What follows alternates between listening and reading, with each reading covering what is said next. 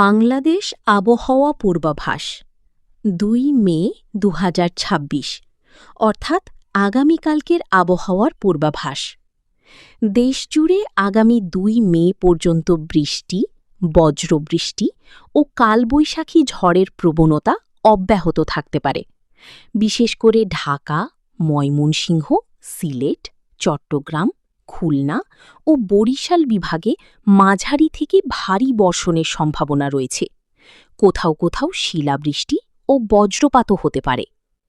কালবৈশাখী ঝড়ের আশঙ্কা রংপুর, রাজশাহী, ঢাকা, ময়মনসিংহ, খুলনা, বরিশাল, চট্টগ্রাম ও সিলেট বিভাগের উপর দিয়ে ঘণ্টায় ৬০ থেকে ৮০ কিলোমিটার বেগে দমকা হাওয়া ও বজ্রসহ কালবৈশাখী ঝড় বয়ে যেতে পারে।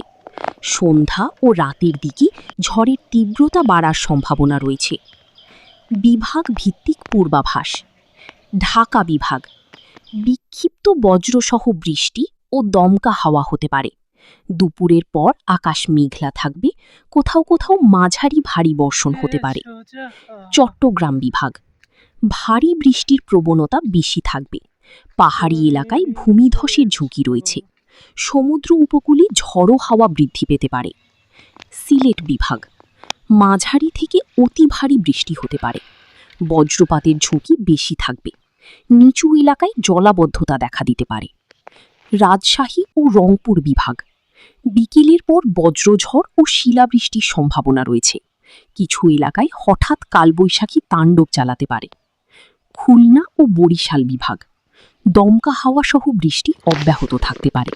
নদীবন্দরগুলোকে সতর্ক থাকতে বলা হয়েছে। তাপমাত্রা পরিস্থিতি টানা বৃষ্টি থাকায় তাপপ্রবাহ অনেকটাই কম থাকবে, তবে বৃষ্টি কমে গেলে আবার গরম বাড়তে পারে। দিনের তাপমাত্রা ৩০ ডিগ্রি থেকে ৩৫ ডিগ্রি সেলসিয়াসের মধ্যে থাকতে পারে। বিশেষ সতর্কতা বজ্রপাতের সময় খোলা মাঠে অবস্থান করবেন না। গাছের নিচে আশ্রয় নেওয়া ঝুঁকিপূর্ণ।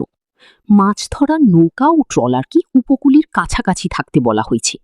সমুদ্র বন্দরগুলোতে ৩ নম্বর স্থানীয় সতর্ক সংকেত দেখানো হতে পারে। ঘূর্ণিঝড় পরিস্থিতি আগামী কয়েকদিনের মধ্যে বড় ধরনের ঘূর্ণিঝড়ের সম্ভাবনা কম বলে জানিয়েছেন আবহাওয়াবিদরা, তবে বঙ্গোপসাগর উত্তাল থাকতে পারে।